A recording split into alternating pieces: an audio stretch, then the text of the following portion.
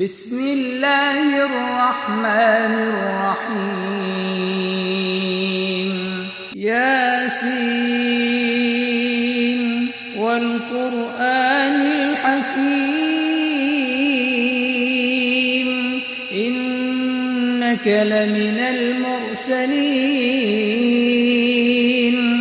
على صراط مستقيم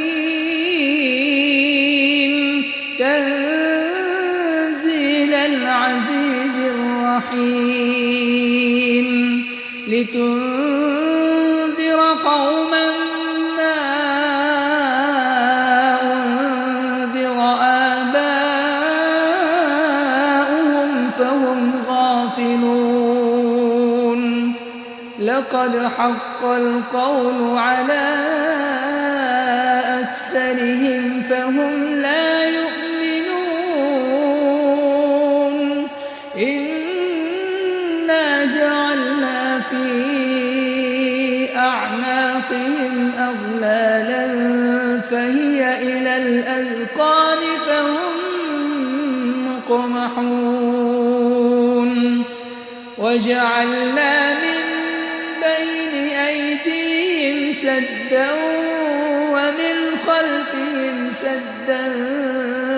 فأغشيناهم فهم لا يبصرون وسواء عليهم أأنذرتهم أم لم تنذرهم لا يؤمنون إنما تنذر من اتبع الذكر وخشي الرحمن بالغيب فبشره بمغفرة وأجر كريم إنا نحن نحيي الموتى ونكتب ما قدموا وآثارهم وكل شيء أحصيناه في إمام مبين واضرب لهم مثلا أصحاب القرية إذ جاءها المرسلون إذ أرسلنا إليهم اثنين فكذبوهما فعززنا بثالث فقالوا إنا إليكم مرسلون قالوا ما أنتم إلا بشر مثلنا وما أنزل الرحمن من شيء إن أنتم إلا تكذبون قالوا ربنا يعلم إنا إليكم لمرسلون وما علينا إلا البلاغ المبين إنا تطيرنا بكم لئن لم تنتهوا لنرجمنكم وليمسنكم منا عذاب أليم قالوا طائركم معكم أئن ذكرتم بل أنتم قوم مسرفون وجاء من أقصى المدينة رجل يسعى قال يا قوم اتبعوا المرسلين اتبعوا من لا يسألكم أجرا وهم مهتدون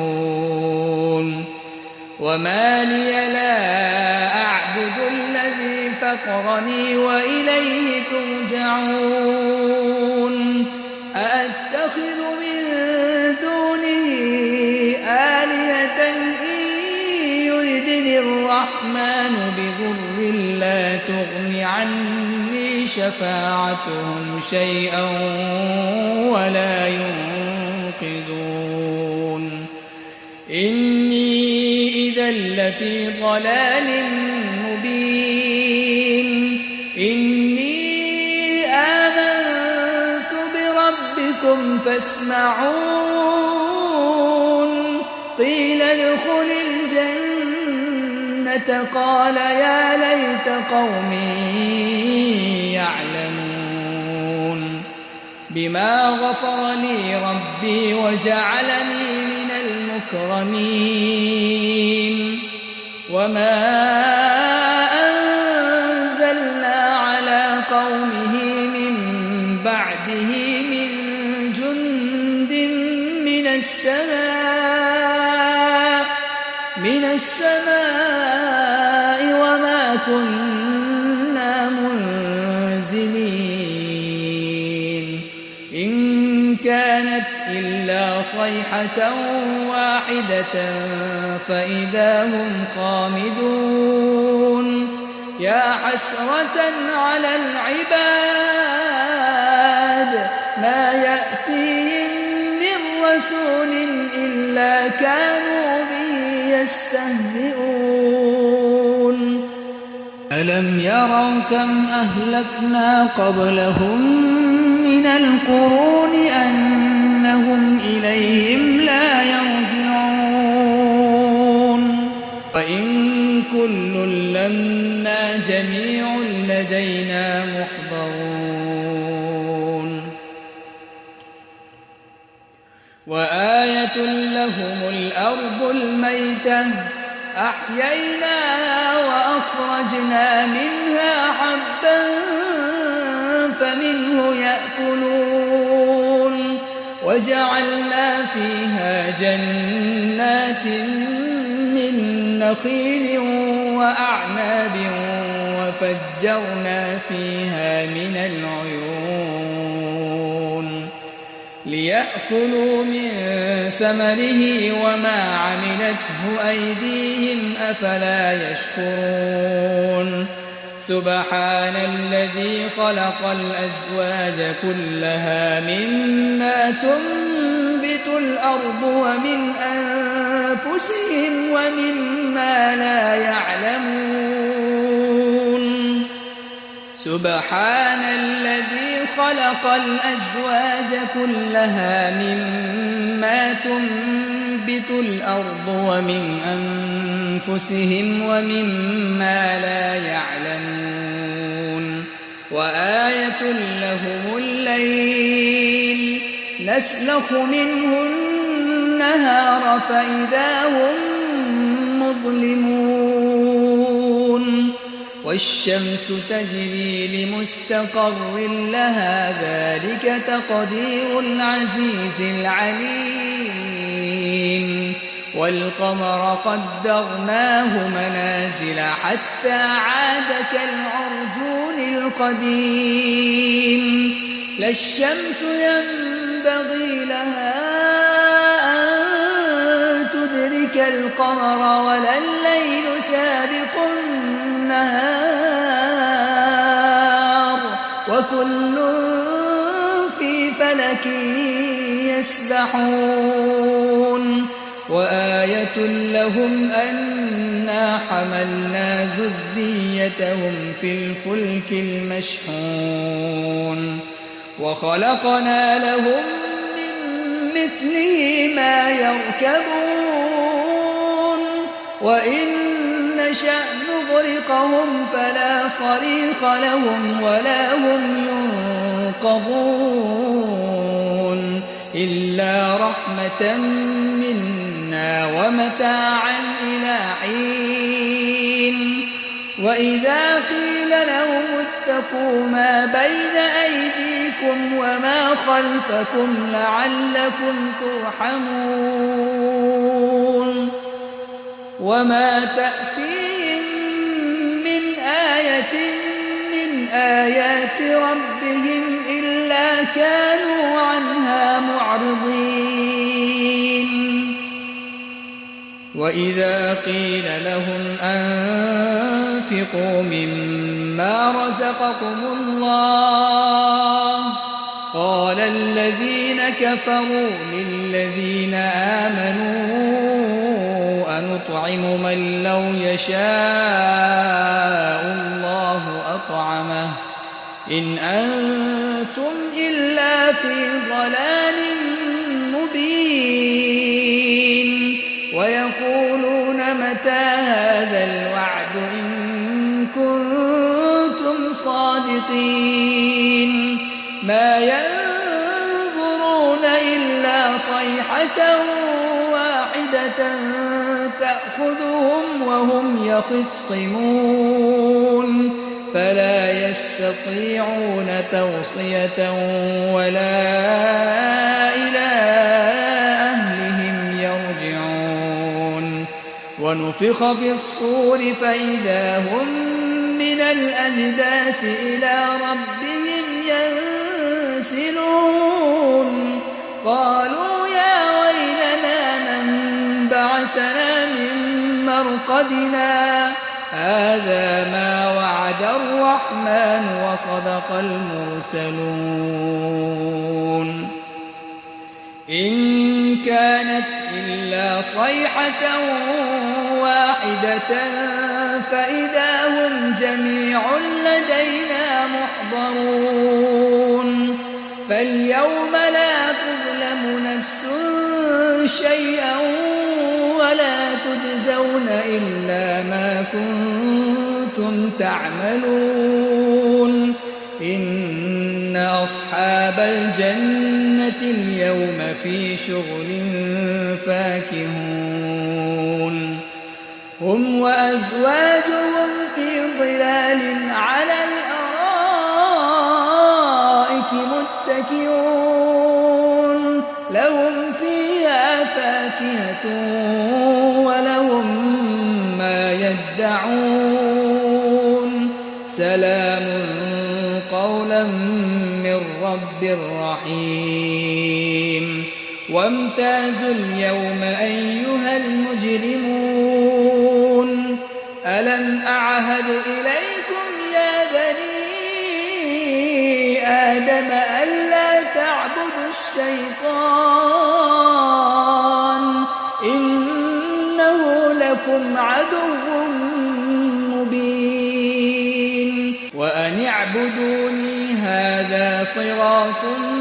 مستقيم. ولقد أضل منكم جبلا كثيرا أفلم تكونوا تعقلون. هذه جهنم التي كنتم توعدون اصلوها اليوم بما كنتم تكفرون. اليوم نختم على أفواههم وتكلمنا أيديهم وتشهد أرجلهم بما كانوا يكسبون. ولو نشاء لطمسنا على أعينهم فاستبقوا الصراط فأنى يبصرون. ولو نشاء لمسخناهم على مكانتهم فما استطاعوا مضيا ولا يرجعون. ومن نعمره ننكسه في الخلق أفلا يعقلون. وما علمناه الشعر وما ينبغي له إن هو إلا ذكر وقرآن مبين لينذر من كان حيا ويحق القول على الكافرين. أولم يروا أنا خلقنا لهم مما عملت أيدينا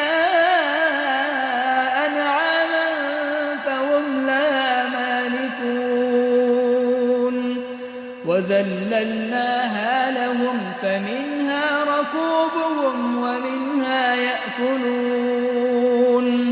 ولهم فيها منافع ومشارب أفلا يشكرون واتخذوا من دون الله آلهة لعلهم ينصرون لا يستطيعون نصرهم وهم لهم جند محضرون فلا يحزنك قولهم إنا نعلم ما يسرون وما يعلنون أولم ير الإنسان أنا خلقناه من نطفة فإذا هو خصيم مبين وضرب لنا مثلا ونسي خلقه قال من يحيي العظام وهي رميم قل يحييها الذي أنشأها أول مرة وهو بكل خلق عليم الذي جعل لكم من الشجر الأخضر نارا فإذا أنتم منه توقدون أوليس الذي خلق السماوات والأرض بقادر على أن يخلق مثلهم بلى وهو الخلاق العليم إنما أمره إذا أراد شيئا أن يقول له كن فيكون فسبحان الذي بيده ملكوت كل شيء وإليه ترجعون بسم الله الرحمن الرحيم الرحمن علم القرآن خلق الإنسان علمه البيان الشمس والقمر بحسبان والنجم والشجر يسجدان والسماء رفعها ووضع الميزان ألا تطغوا في الميزان وأقيموا الوزن بالقسط ولا تخسروا الميزان والأرض وضعها للأنام فيها فاكهة والنخل ذات الأكمام والحب ذو العصف والريحان فبأي آلاء ربكما تكذبان خلق الإنسان من صلصال كالفخار وخلق الجن من مارج من نار فبأي آلاء ربكما تكذبان رب المشرقين ورب المغربين فبأي آلاء ربكما تكذبان مرج البحرين يلتقيان بينهما برزخ لا يبغيان فبأي آلاء ربكما تكذبان يخرج منهما اللؤلؤ والمرجان فبأي آلاء ربكما تكذبان وله الجوار المنشآت في البحر كالأعلام فبأي آلاء ربكما تكذبان كل من عليها فان كل من عليها فان ويبقى وجه ربك ذو الجلال والإكرام فبأي آلاء ربكما تكذبان يسأله من في السماوات والأرض كل يوم هو في شأن فبأي آلاء ربكما تكذبان سنفرغ لكم أيها الثقلان سنفرغ لكم أيها الثقلان فبأي آلاء ربكما تكذبان يا معشر الجن والإنس إن استطعتم أن تنفذوا من أقطار السماوات والأرض فانفذوا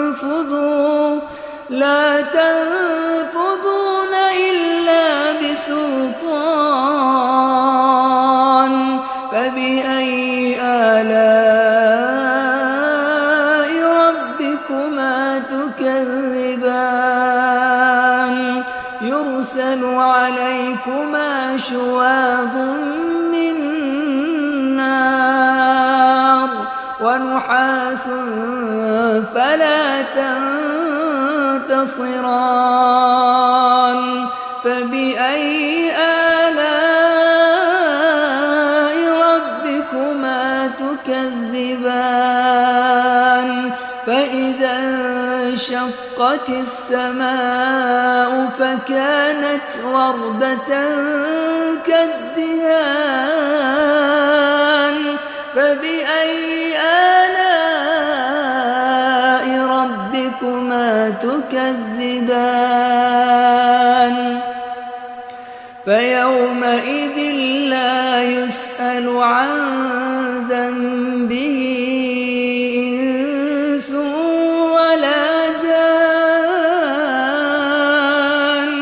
فبأي آلاء ربكما تكذبان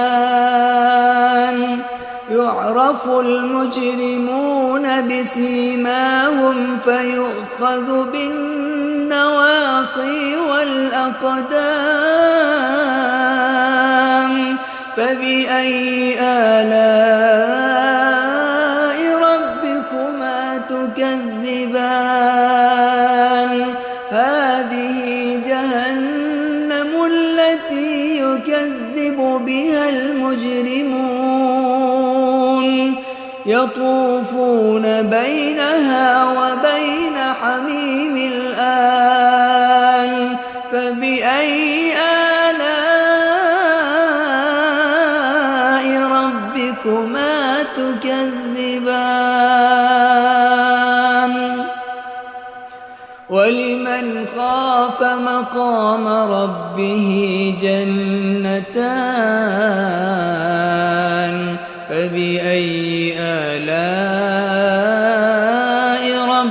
ربكما تكذبان ذواتا أفنان فبأي آلاء ربكما تكذبان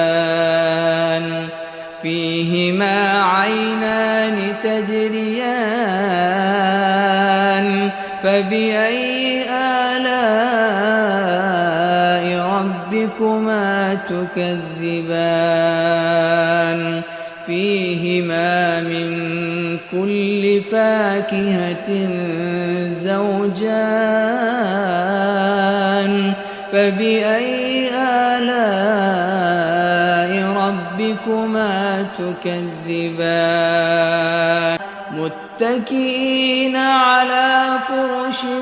بطائنها من استبرق وجنى الجنتين دان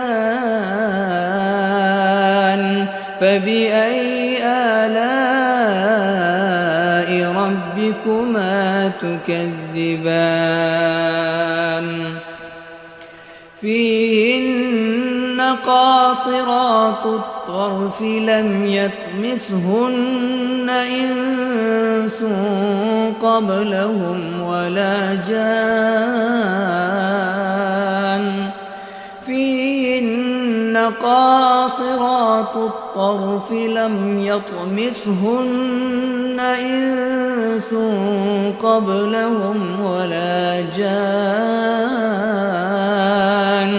فبأي آلاء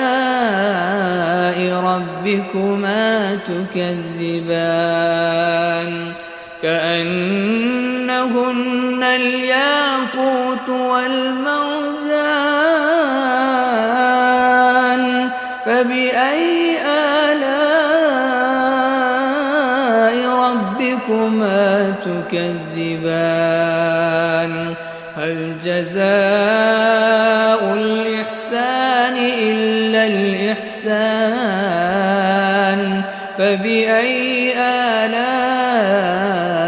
ربكما تكذبان ومن دونهما جنتان فبأي آلاء ربكما تكذبان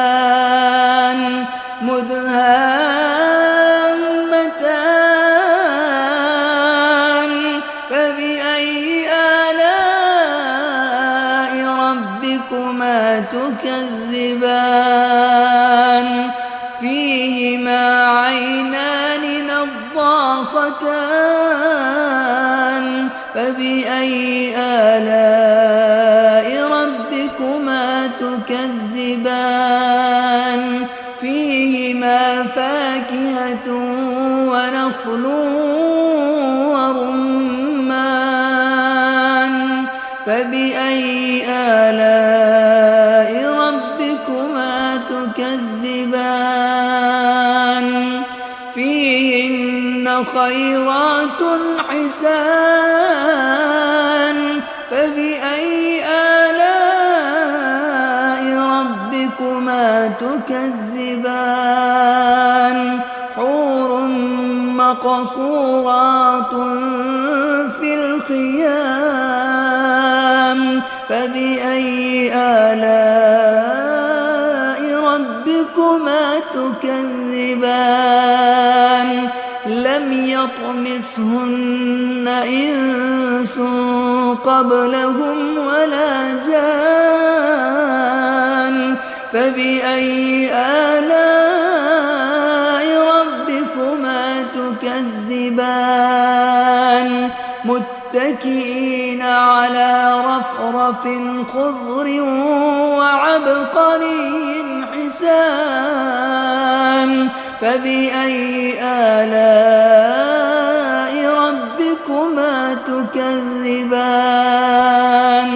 تبارك اسم ربك ذي الجلال والإكرام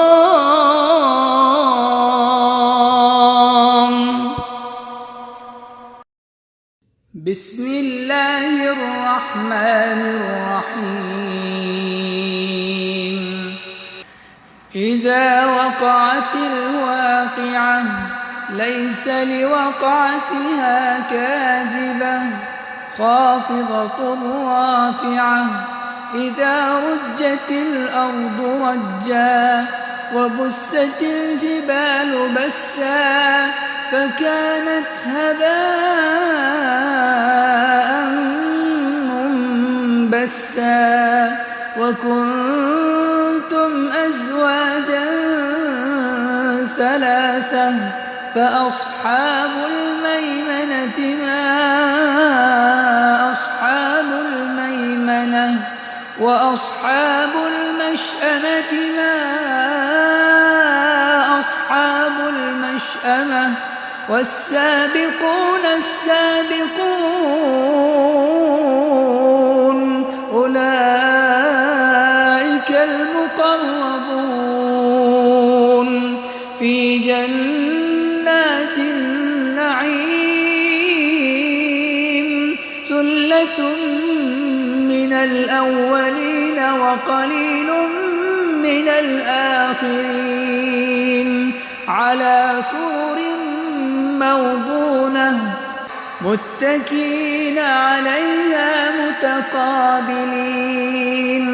يطوف عليهم ولدان مخلدون بأكواب وأباريق وكأس من معين لا يصدعون عنها ولا ينزفون وفاكهة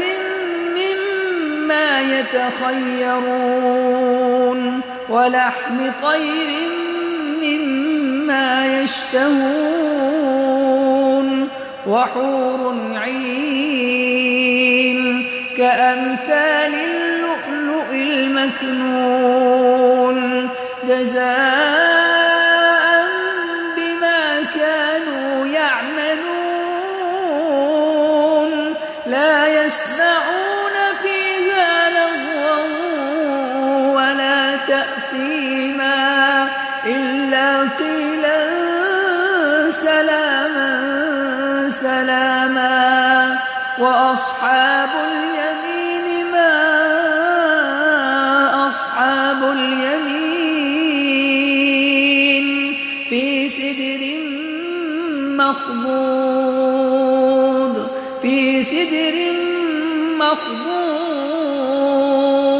وطلح منضود وظل ممدود وماء مسكوب وفاكهة كثيرة لا مقطوعة ولا ممنوعة وفرش مرفوعة إنا أنشأناهن إنشاء فجعلناهن أبكارا عربا أترابا لأصحاب اليمين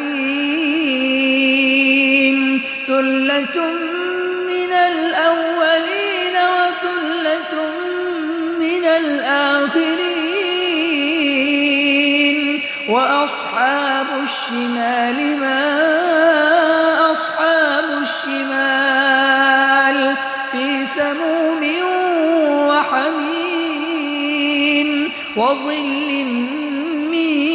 يحموم لا بارد ولا كريم إنهم كانوا قبل ذلك مترفين وكانوا يصرون على الحنث العظيم وكانوا يقولون أئذا متنا وكنا ترابا وعظاما أئنا لمبعوثون أو آباؤنا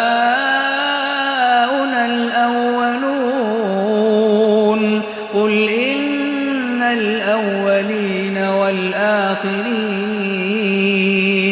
لمجموعون إلى ميقات يوم معلوم ثم إنكم أيها الضالون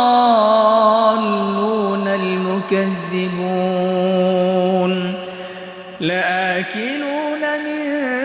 شجر من زقوم فمالئون منها البطون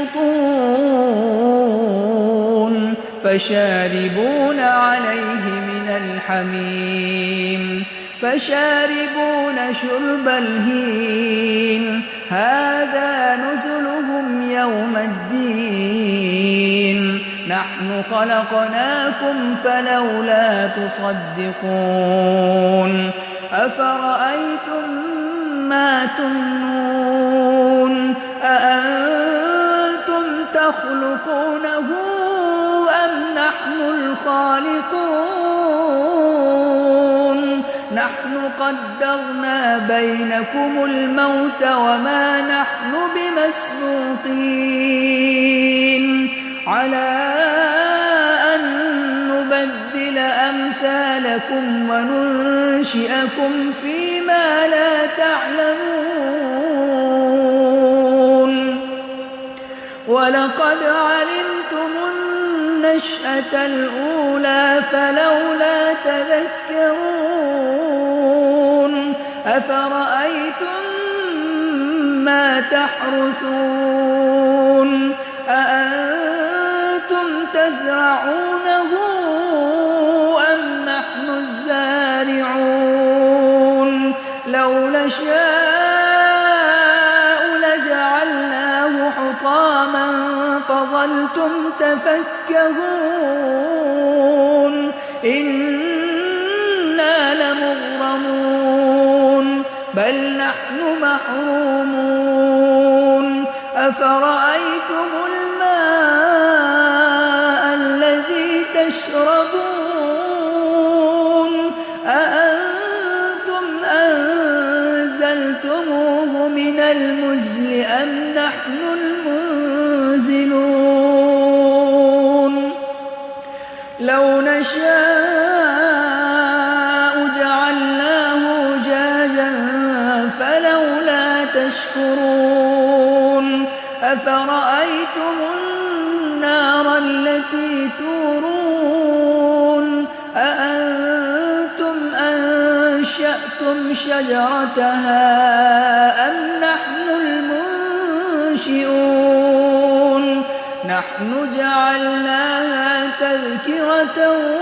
ومتاعا للمقوين فسبح باسم ربك العظيم فلا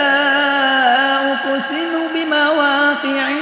النجوم وإنه لقسم لو تعلمون عظيم إنه لقرآن كريم في كتاب مكنون لا يمسه إلا المطهرون تنزيل من رب العالمين أفبهذا الحديث أنتم مدهنون وتجعلون رزقكم أنكم تكذبون فلولا إذا بلغت الحلقوم وأنتم حينئذ تنظرون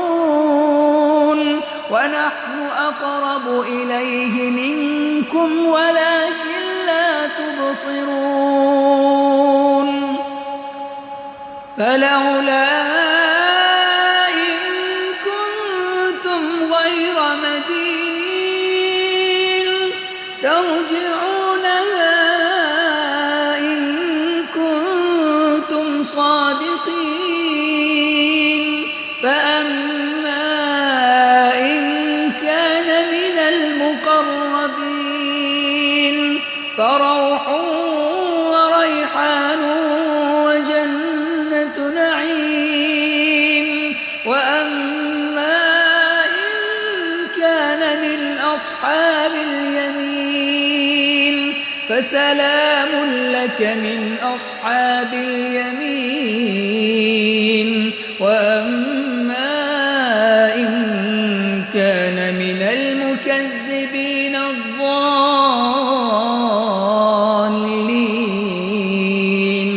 فنزل من حميم وتصلية جحيم. إن هذا لهو حق اليقين. فسبح باسم ربك العظيم.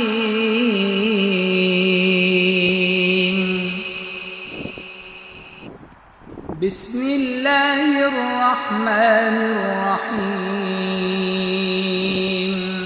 تبارك الذي بيده الملك وهو على كل شيء قدير. الذي خلق الموت والحياة ليبلوكم أيكم أحسن عملا وهو العزيز الغفور. الذي خلق 7 سماوات طباقا ما ترى في خلق الرحمن من تفاوت فارجع البصر هل ترى من فطور ثم ارجع البصر كرتين ينقلب إليك البصر خاسئا وهو حسير. ولقد زينا السماء الدنيا بمصابيح وجعلناها رجوما للشياطين وأعتدنا لهم عذاب السعير. وللذين كفروا بربهم عذاب جهنم وبئس المصير. إذا ألقوا فيها سمعوا لها شهيقا وهي تفور تكاد تميز من الغيظ كلما ألقي فيها فوج سألهم خزنتها ألم يأتكم نذير قالوا بلى قد جاءنا نذير فكذبنا وقلنا ما نزل الله من شيء إن أنتم إلا في ضلال كبير. وقالوا لو كنا نسمع أو نعقل ما كنا في أصحاب السعير فاعترفوا بذنبهم فسحقا لأصحاب السعير. إن الذين يخشون ربهم بالغيب لهم مغفرة وأجر كبير. وأسروا قولكم أو اجهروا به إنه عليم بذات الصدور. ألا يعلم من خلق وهو اللطيف الخبير. هو الذي جعل لكم الأرض ذلولا فامشوا في مناكبها وكلوا من رزقه وإليه النشور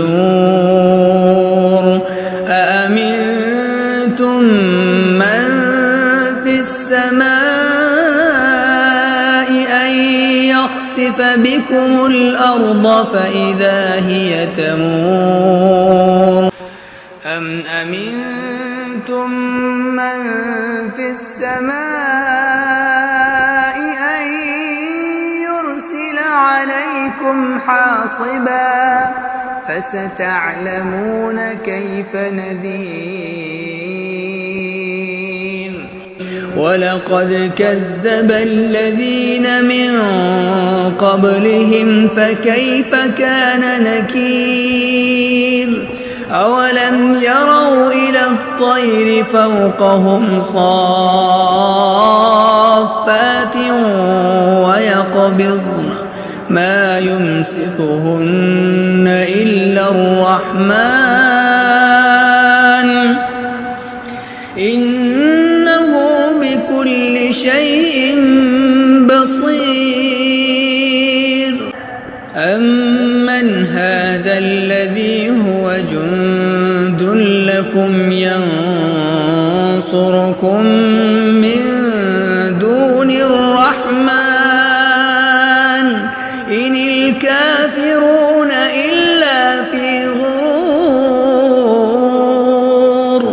أمن هذا الذي يرزقكم إن أمسك رزقه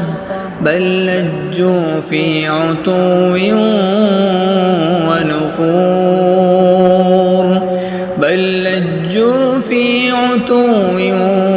ونفور أفمن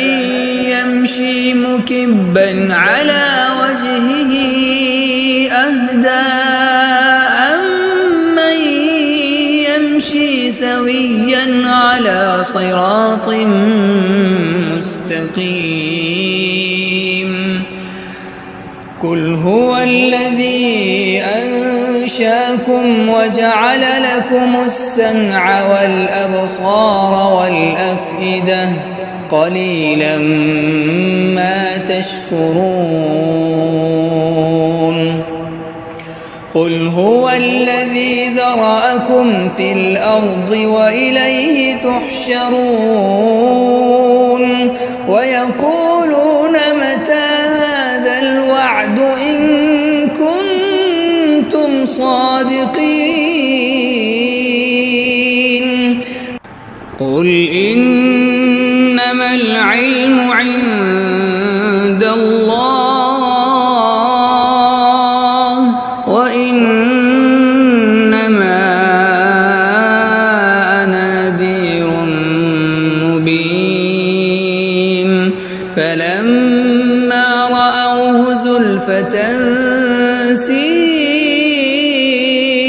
وجوه الذين كفروا وقيل هذا الذي كنتم